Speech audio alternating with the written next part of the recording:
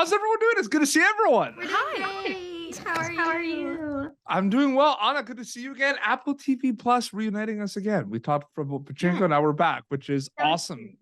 No, for sure. I think the thing that I think is the coolest about this is, Monarch Legacy of the Monsters, big skill all around in terms of effects and everything kind of happening. But I love how big scale these stories are, the characters are. I'm kind of invested in every kind of storyline and every character arc. Do you think about these things? Because on the surface, you're thinking about kind of the monsters and everything, but these are really big stories as well.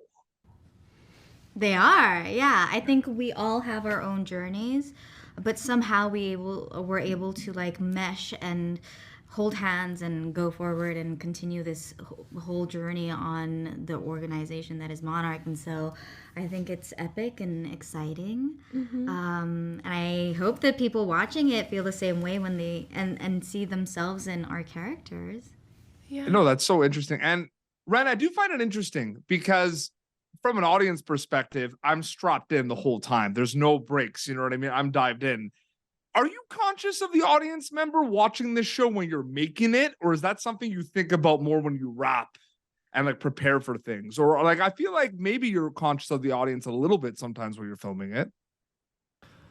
Of course, to an extent, you have to be aware of what the audience is thinking and what they're expecting. But at the same time, no, not really. I'm not really thinking too much about that because, no. Okay, no, absolutely. And Kiersey, the journey of kind of seeing, these characters like on a script before you go film, I feel like at times that's kind of a separate journey because you're really trying to kind of discover everything and discover these characters, and then you go and film it. Are those separate journeys for you, like filming it, like seeing it on script, filming it, or is it all kind of one journey specifically?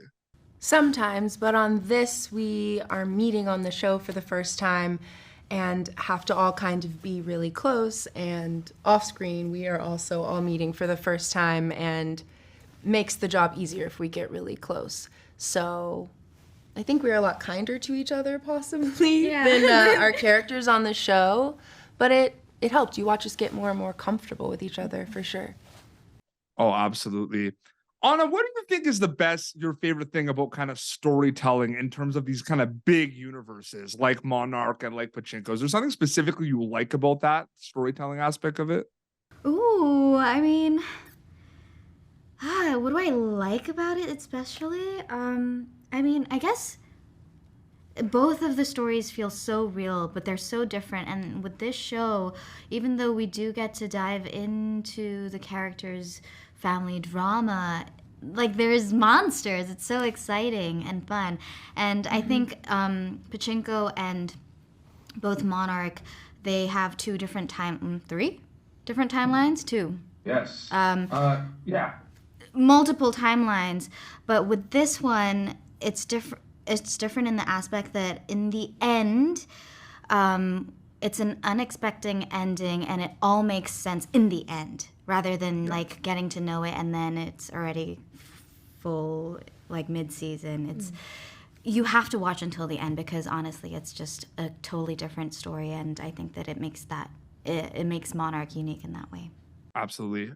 Ren, no matter when you've been on a set one time or 1,000 times, I feel like you're always going to learn things specifically. I can't even imagine. Like, I feel like every time just doing things on set was a learning experience. Any learning experiences from an acting storytelling perspective, working on Monarch that you could share with me, like that come to mind?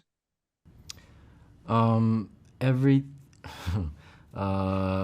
know anything, so I learned everything from, standing on your mark or learning what 10-1 means, or what does it mean? It means going. I've learned a lot. I've learned so much. No, absolutely.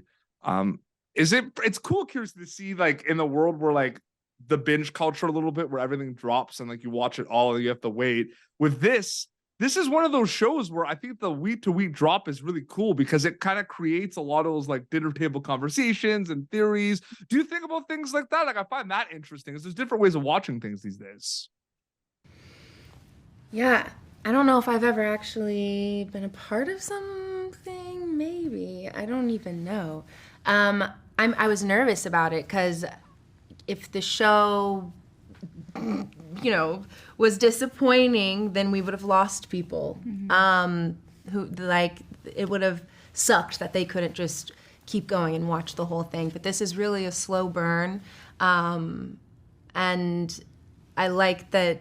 For May, I like the fact that in the end, it's well earned that hopefully you love her.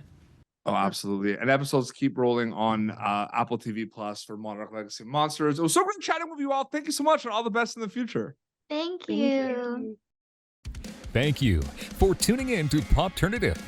Make sure to check out our past episodes of Popternative on YouTube. This has been an Autograph Communications production.